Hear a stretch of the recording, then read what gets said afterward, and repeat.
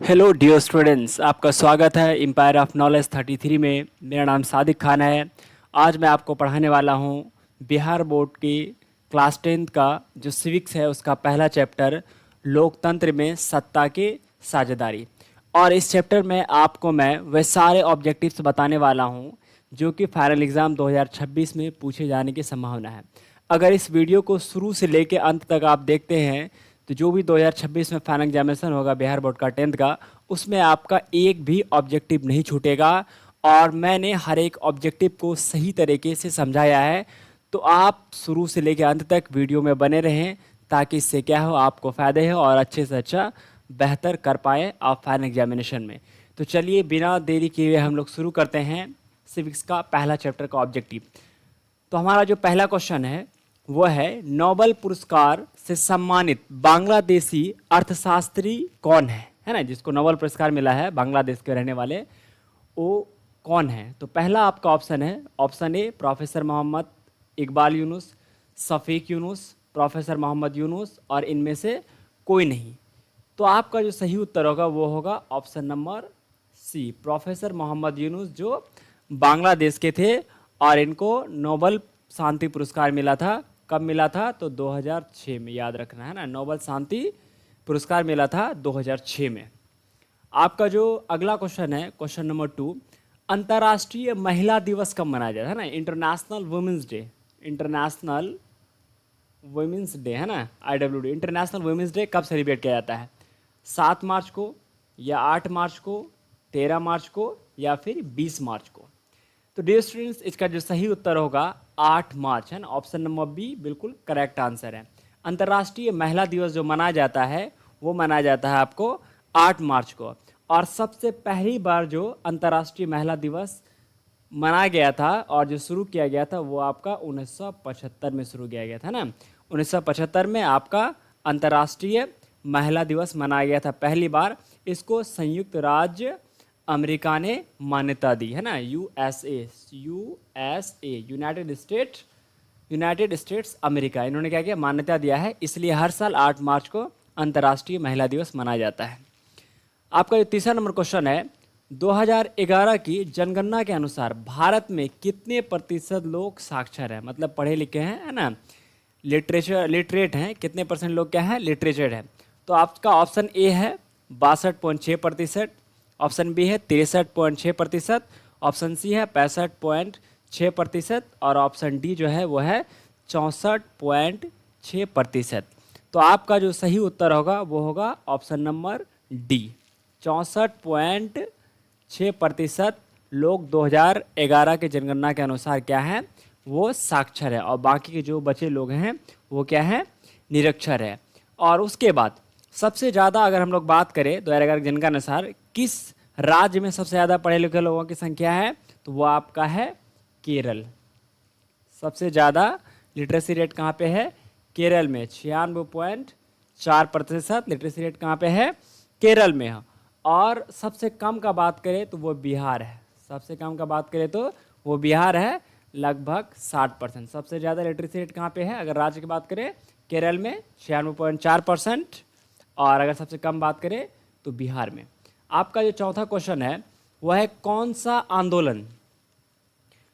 सा आंदोलन लैंगिक समानता पर बल देता है ना, लैंगिक समानता पर, मतलब लैंगिक का मतलब समानता क्या हो गया, लिंग के आधार पर जो मान्यता दी जाती है पुरुष और महिला में। तो ऑप्शन ए है सामाजिक आंदोलन, ऑप्शन बी है नारीवादी आंदोलन, ऑप्शन सी है धार्मिक आंदोलन और ऑप्शन डी है राजनीतिक आंदोलन। तो आपका जो 4 का जो सही आंसर होगा वो होगा आपका ऑप्शन नंबर बी, नारीवादी आंदोलन। ये क्या है, लैंगिक समानता पर बल देता है ना, नारीवादी आंदोलन। आपका जो 5वां क्वेश्चन है, किस देश में तमिलों की समस्या हाल तक बनी हुई है ना, ऐसा कौन सा देश है जिसमें तमिलों की समस्या आज तक बनी हुई है? ऑप्शन ए है श्रीलंका में, ऑप्शन बी है भारत में, ऑप्शन सी है पाकिस्तान में और ऑप्शन डी है इनमें से कोई नहीं। तो आपका जो सही उत्तर होगा वो होगा श्रीलंका में, है ना। श्रीलंका में अभी तक, मतलब करंट तक क्या हुआ है, वहाँ पे तमिलों की समस्या बनी हुई है। इसका रीज़न क्या है, जो श्रीलंका है, श्रीलंका में कुछ तमिल लोग भी रहते हैं और फिर जो वहाँ के क्या बोलते हैं श्रीलंकन लोग हैं वो भी रहते हैं। और तमिल भाषा श्रीलंका का, और श्रीलंका में जो कुछ लोग, ज़्यादातर लोग कौन सी भाषा बोलते हैं? सिंगली बोलते हैं।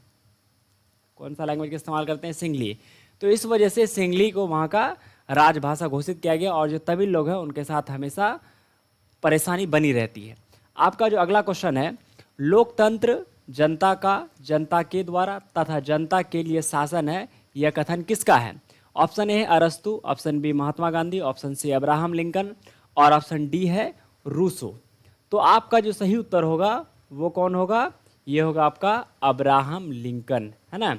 अब्राहम लिंकन का ही कथन क्या है? लोकतंत्र जनता का, जनता के द्वारा तथा जनता के लिए शासन है ना। 1860 में ये अमेरिका के क्या बने थे? राष्ट्रपति बने थे। कितने नंबर के राष्ट्रपति थे? तो आपको याद रखना है 16वें नंबर के राष्ट्रपति थे अब्राहम लिंकन, है ना, अमेरिका के। आपका 7वां क्वेश्चन है, निम्नलिखित व्यक्तियों में से कौन लोकतंत्र में रंग भेद के विरोधी नहीं थे? है ना, मतलब जो रंग भेद होता है ना, रंग के पे आधार पर, मतलब काला गोरा के आधार पर जो भेदभाव किया जाता है, इसमें से कौन नहीं थे? ऑप्शन ए है किंग मार्टिन लूथर किंग, और ऑप्शन बी है महात्मा गांधी, ऑप्शन सी है टॉम स्मिथ एवं जॉन कार्लोस, और ऑप्शन डी है जेड गुड्डी। तो देखिए डियर स्टूडेंट्स, आपका जो किंग मार्टिन लूथर है ये भी क्या थे? विरोधी थे, ये भी विरोध करते थे रंग भेद का। महात्मा गांधी भी करते थे, और टॉमी स्मिथ एवं जॉन कार्लोस जो थे, ये लोग भी क्या किए थे? रंग विभेद के विरोधी थे। लेकिन आपका जो ऑप्शन नंबर डी है जेड गुड्डी, ये क्या थे? रंग भेद के विरोधी नहीं थे, है ना। जो लोकतंत्र में रंग विभेद है उसके विरोधी ये बिल्कुल भी नहीं थे। आपका जो 8वां आपका क्वेश्चन है, निम्नलिखित में से कौन केंद्र शासित प्रदेश है? आपको पता होगा कि वर्तमान में भारत के अंदर, है ना, कितना केंद्र शासित प्रदेश है? तो 8 केंद्र शासित प्रदेश है, और कितना राज्य है ना, आपका 28 राज्य है ना, 28 राज्य और 8 केंद्र शासित प्रदेश है। तो ऑप्शन ए है आपका छत्तीसगढ़, ऑप्शन बी है केरल, ऑप्शन सी है चंडीगढ़, और ऑप्शन डी है केरल। तो इसमें से कौन सा राज्य है जो क्या है? केंद्र शासित प्रदेश है ना, यूनियन टेरिटरी, इसको यूटीज भी बोलते हैं, यूटीज, है ना। कौन सा स्टेट है जो यूटीज है या यूनियन टेरिटरीज है, जिसके ऊपर शासन क्या होता है? डायरेक्ट सेंट्रल मिनिस्टर्स का होता है। तो आपका जो सही उत्तर होगा वो होगा ऑप्शन नंबर सी, चंडीगढ़ क्या है? एक केंद्र शासित प्रदेश है। आपका जो 9 नंबर क्वेश्चन है, 16वीं लोकसभा का चुनाव किस वर्ष हुआ था? है ना, 16वां जो लोकसभा चुनाव हुआ था वो किस वर्ष हुआ था? ऑप्शन ए है 2012, ऑप्शन बी है 2014, ऑप्शन सी है 2024, और ऑप्शन डी है 2015 में। तो आपका जो 9 का सही उत्तर होगा वो होगा ऑप्शन नंबर बी। 2014 में क्या हुआ था? लोकसभा का 16वां चुनाव हुआ था ना, 16वां लोकसभा का चुनाव कब हुआ था? 2014 में, जिसमें कि जो हमारे पीएम कौन बने थे? वो बने थे, है ना, नरेंद्र मोदी जी, नरेंद्र मोदी जी, है ना। ये क्या है? बीजेपी की सरकार है ना, यही बने थे 2024 में। और आपका जो 16वां, अगर आपसे क्वेश्चन पूछ लिया जाए 17वां लोकसभा चुनाव, 17वां लोकसभा चुनाव कब हुआ था? लोकसभा चुनाव, तो 17वां लोकसभा चुनाव अगर आपसे पूछा जाए तो आपका आंसर क्या होगा? है ना, 2019 में। 17वां लोकसभा चुनाव कब हुआ था? 2019 में। आपका जो 10वां नंबर क्वेश्चन है, संविधान का अनुच्छेद 15 घोषित करता है। संविधान में जो आर्टिकल 15 है ना, आर्टिकल जो 15 है वो क्या घोषित करता है, क्या बताता है? वंशवाद का समर्थन करता है, या बी में है संप्रदायवाद का समर्थन करता है, सी में रंगभेद का समर्थन करता है, डी में है धर्म, वंश, जाति या वंश आधारित भेदभाव का विरोध करता है। तो जो आपका आर्टिकल 15 है ना, अनुच्छेद 15 है, ये कहता है कि धर्म, वंश, जाति या वंश आधारित भेदभाव बिल्कुल निषेध किया गया है ना, निषेध किया गया मतलब इसकी सख्ती से मनाही है। इस तरह का कोई भी भेदभाव आप नहीं कर सकते हैं। इसलिए जो इसका ऑप्शन नंबर डी क्या है? बिल्कुल सही जवाब है ना।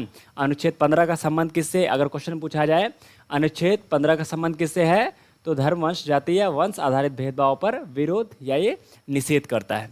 आपका जो 11वां क्वेश्चन है, राजनीति दल की नींव सबसे पहले कहाँ पड़ी थी? राजनीतिक जो दल है ना, पॉलिटिकल पार्टीज है, उनकी जो सबसे पहले नींव पड़ी थी कहाँ पड़ी थी? ऑप्शन ए है अमेरिका, ऑप्शन बी है चीन, ऑप्शन सी है ब्रिटेन, और ऑप्शन डी है भारत में। तो आपका जो 11 का सही उत्तर होगा वो होगा ऑप्शन नंबर सी, सबसे पहले राजनीतिक दल का नींव, है ना, सबसे पहले फाउंडेशन इसका कहाँ पे हुआ था? तो ये हुआ था आपका ब्रिटेन में। आपका जो 12वां नंबर क्वेश्चन है, सांप्रदायिक राजनीति है, जो सांप्रदायिक राजनीति वो किस पर आधारित होती है? ऑप्शन ए है धर्म पर, ऑप्शन बी है जाति पर, और ऑप्शन सी है क्षेत्र पर, और ऑप्शन डी है इनमें से कोई नहीं। तो आपका जो सही उत्तर होगा वो होगा ऑप्शन नंबर ए, क्योंकि सांप्रदायिक जो राजनीति होती है वो धर्म पर, क्योंकि संप्रदाय का संबंध ही है, संप्रदाय का संबंध किससे है? तो ये आपका धर्म से है। और जिस व्यक्ति के अंदर ये भावना पनपती है उसको क्या बोलते हैं? सांप्रदायिक व्यक्ति बोलते हैं। क्या बोलते हैं? सांप्रदायिक व्यक्ति। जिसके अंदर ये भावना पनपती है वो क्या होती है? सांप्रदायिक व्यक्ति। मतलब इसका अर्थ ये हुआ कि सांप्रदायिक उसको बोलेंगे जिसके अंदर अपने धर्म के प्रति क्या है? कट्टरता आ जाए, है ना, मतलब वो कट्टर बन जाए अपने धर्म के प्रति कि यही सही होगा। इसको क्या बोलते हैं हम लोग? सांप्रदायिक। और हमारे भारत में अक्सर देखा जाता है कि सांप्रदायिक दंगे होते रहते हैं, मतलब हिंदू मुस्लिम में दंगे होते रहते हैं कि मेरा धर्म तुम्हारा धर्म श्रेष्ठ है, मुस्लिम श्रेष्ठ तो हिंदू श्रेष्ठ है, सिख श्रेष्ठ है। इस तरह से हमारे यहाँ क्या होती है? दंगे होती रहती है। इसी को बोलते हैं सांप्रदायिक दंगे। आपका जो 13वां क्वेश्चन है, सामाजिक विभाजन, सामाजिक विभाजन का आधार क्या है? जाति है, धर्म है, लिंग है, या उपर्युक्त सभी है? तो 13 का जो आपका सही उत्तर होगा वो होगा ऑप्शन नंबर डी, क्योंकि आप देखेंगे जो सामाजिक जो विभाजन होता है ना, समाज का जो विभाजन होता है, विभाजन का जो आधार है वो जाति भी होता है, धर्म भी होता है, लिंग भी होता है कि तुम हिंदू हो तो हम मुस्लिम हैं, तो कोई सिख है, कोई सुन्नी है। उसी तरह से धर्म है कि कोई इस्लाम है, कोई कुछ धर्म का है, लिंग है तो कोई पुरुष है, कोई महिला है। इस तरह से भेदभाव हमारे समाज में शुरू से होता आ रहा है, इसलिए उपर्युक्त सभी क्या है? बिल्कुल सही जवाब है। आपका जो 14 नंबर क्वेश्चन है, निम्न में से कौन संघ सरकार का उदाहरण है? ऑप्शन ए है अमेरिका, ऑप्शन बी है चीन, ऑप्शन सी है ब्रिटेन, और ऑप्शन डी है इनमें से कोई नहीं। तो आपका जो संघ सरकार का जो उदाहरण है वो ऑप्शन नंबर ए, अमेरिका, है ना। अमेरिका में क्या है? संघ सरकार है। संघ सरकार क्या बोलते हैं? जिसमें बहुत सारे राज्य होते हैं, बहुत सारे संघ होते हैं, उसी को क्या बोलते हैं? संघ सरकार बोलते हैं। अमेरिका हो गया, और भारत भी आपका क्या है? संघ सरकार का उदाहरण है ना। लेकिन चीन में संघ सरकार नहीं है, ब्रिटेन में भी संघ सरकार नहीं है। तो आपका अमेरिका, और अगर अमेरिका ऑप्शन नहीं रहेगा तो आप भारत पे टिक मारिए कि भारत में भी क्या है? संघ सरकार है। क्वेश्चन नंबर 15 है, भारत में कहाँ महिलाओं के लिए आरक्षण की व्यवस्था की है? कहाँ मतलब किस जगह? जैसे लोकसभा में है, विधानसभा में है, पंचायती राज संस्था में है, या मंत्रिमंडल में है? तो भारत में महिलाओं के लिए आरक्षण की व्यवस्था कहाँ पर है? तो इसका जो सही उत्तर होगा वो होगा पंचायती राज संस्था में। और आपको पता है कि महिलाओं को जो आरक्षण दिया गया है वो कितना % दिया गया है? तो महिलाओं को 50% आरक्षण दिया गया है। इसको भी आपको याद रखना है। अगला क्वेश्चन है, पंचायती राज संस्था में महिलाओं को कितना % आरक्षण की व्यवस्था है? मैंने भी आपको तुरंत बताया कि पंचायती राज व्यवस्था में जो है ना, महिलाओं को कितना % आरक्षण दिया गया है? तो इसका जो सही उत्तर होगा आपका वो होगा सी। अभी तुरंत मैंने आपको बताया 50% आरक्षण दिया गया है पंचायती राज संस्था में। और आपका जो 17वां क्वेश्चन है, भारत का वित्तीय राजधानी किसे कहा जाता है ना? फाइनेंशियल कैपिटल किसे कहा जाता है? तो भारत का जो वित्तीय राजधानी है, ऑप्शन ए है पटना, ऑप्शन बी है नई दिल्ली, ऑप्शन सी है मुंबई, और ऑप्शन डी है बेंगलुरु। तो भारत का वित्तीय राजधानी किसे कहा जाता है? तो आपका ऑप्शन नंबर सी बिल्कुल सही है ना। मुंबई को भारत की वित्तीय राजधानी कहा जाता है। और मैंने आपको बताया था मुंबई का ही बंटवारा करके कौन कौन सा राज्य बनाया गया था? तो महाराष्ट्र प्लस गुजरात, महाराष्ट्र प्लस गुजरात बनाया गया था मुंबई को अलग करके। और बेंगलुरु जो है इसे क्या जाता है? आईटी हब के नाम से जानते हैं, आईटी, है ना, आईटी हब, या बोल सकते हैं आईटी हब, या फिर सिलिकॉन वैली के नाम से भी जानते हैं। सिलिकॉन वैली के नाम से जाना जाता है। सिलिकॉन वैली के नाम से जाना जाता है बेंगलुरु को। और जो नई दिल्ली है वो तो भारत की राजधानी है, और पटना जो है वो बिहार की राजधानी है। आपका जो 18वां क्वेश्चन है, भारत में सर्वोच्च न्यायालय के मुख्य न्यायाधीश की नियुक्ति कौन करता है? जो भारत में सर्वोच्च न्यायालय होता है, सर्वोच्च न्यायालय मीन्स SC, है ना, सुप्रीम कोर्ट, सुप्रीम कोर्ट। और सुप्रीम कोर्ट की स्थापना कब हुई थी अगर पूछा जाए? तो 26 जनवरी 1950 को। ऑप्शन ए है प्रधानमंत्री, ऑप्शन बी है राष्ट्रपति, ऑप्शन सी है सांसद और ऑप्शन डी है आपका राज्यपाल। तो 18 का जो आपका सही आंसर होगा वो होगा राष्ट्रपति। भारत में सर्वोच्च न्यायालय के जो मुख्य न्यायाधीश होते हैं, मुख्य न्यायाधीश को बोलते हैं CJI। CJI को क्या कहा जाता है? Chief justice of India. तो अभी कौन है? संजीव खन्ना, और अभी चेंज होने वाला है, दूसरा CJI बनने वाला। अभी वर्तमान में कौन है? संजीव खन्ना, और इससे जो पहले थे वो थे DY चंद्रचूड़। DY चंद्रचूड़ क्या थे? इससे पहले संजीव खन्ना से पहले के CJI थे, चीफ जस्टिस ऑफ इंडिया। आपका जो 19वां क्वेश्चन है, कौन सा अनुच्छेद भारत के सभी नागरिकों को स्वतंत्रता का अधिकार देता है? अनुच्छेद 18, अनुच्छेद 19, अनुच्छेद 17 और अनुच्छेद 15। कौन सा अनुच्छेद भारत के सभी नागरिकों को स्वतंत्रता का अधिकार दिया जाता है ना? राइट टू फ्रीडम का अधिकार कौन सा आर्टिकल देता है, मतलब कौन सा अनुच्छेद देता है? तो आपका जो सही जवाब होगा वो होगा option number B. Option number B के तहत आप क्या कर सकते हैं? सभी नागरिकों को स्वतंत्रता का अधिकार दिया गया है। भारत के किसी भी राज्य में आप कहीं भी निवास कर सकते हैं, कहीं बस सकते हैं, कोई भी आप पेशा अपना सकते हैं और किसी तरह का व्यापार कर सकते हैं। इसके लिए किसी को भी किसी तरह की मनाही नहीं है। ये किसके तहत है? आर्टिकल 19, याद रखिएगा, आर्टिकल 19 के तहत, है ना? आर्टिकल 19 के तहत। और मैंने आपको बताया था आर्टिकल 15 में क्या है? वंश या जाति के आधार पर भेदभाव के लिए निषेध करता है ना? कौन करता है? तो आर्टिकल 15। और आपका जो 20वां क्वेश्चन है वो है आपका, श्रीलंका में कौन सा धर्म राष्ट्रीय धर्म है? श्रीलंका में कौन सा धर्म क्या है? राष्ट्रीय धर्म है। ऑप्शन ए है बौद्ध, हिंदू धर्म, ईसाई धर्म या इस्लाम धर्म। तो श्रीलंका में जो नेशनल रिलीजन है, मतलब राष्ट्रीय जो धर्म है वो कौन सा है? बौद्ध धर्म होगा, है ना? बौद्ध धर्म को श्रीलंका का राष्ट्रीय धर्म घोषित किया गया है। आपका 21वां नंबर जो क्वेश्चन है, 15वीं लोकसभा में महिलाओं की भागीदारी कितनी प्रतिशत थी? जो 15वीं लोकसभा हुआ था उसमें महिलाओं की भागीदारी कितनी प्रतिशत थी? ऑप्शन ए है आपका 20%, ऑप्शन बी है 10%, ऑप्शन सी है 15% और ऑप्शन डी है 25%। आपका जो 21 का सही आंसर होगा वो होगा ऑप्शन नंबर बी, 10%। 15वीं लोकसभा में महिलाओं की भागीदारी कितनी प्रतिशत थी? तो 10%। आपका जो 22वां क्वेश्चन है, सत्ता में साझेदारी के पक्ष में सही तर्क क्या है? विभिन्न समुदायों के बीच टकराव काम करती है, ए। बी में निर्णय लेने में देरी करती है, सी में यह विविधता को अपने में समेट लेती है, देश की एकता को कमजोर करती है। ठीक है, देश की एकता को तो कमजोर नहीं करेगा, विविधता को अपने में समेट लेती है ऐसा भी नहीं है, निर्णय लेने में देर करती है ये भी नहीं है। तो आपका 22 का ए क्या है? बिल्कुल सही है। विभिन्न समुदायों के बीच क्या करती है? टकराव को कम करने का काम करती है सत्ता में साझेदारी। और आपका जो 23वां क्वेश्चन है, भारत में मतदाता होने की न्यूनतम आयु कितनी है? मतलब जो कोई भी वोट दे सकता है ना, राइट टू वोट, है ना?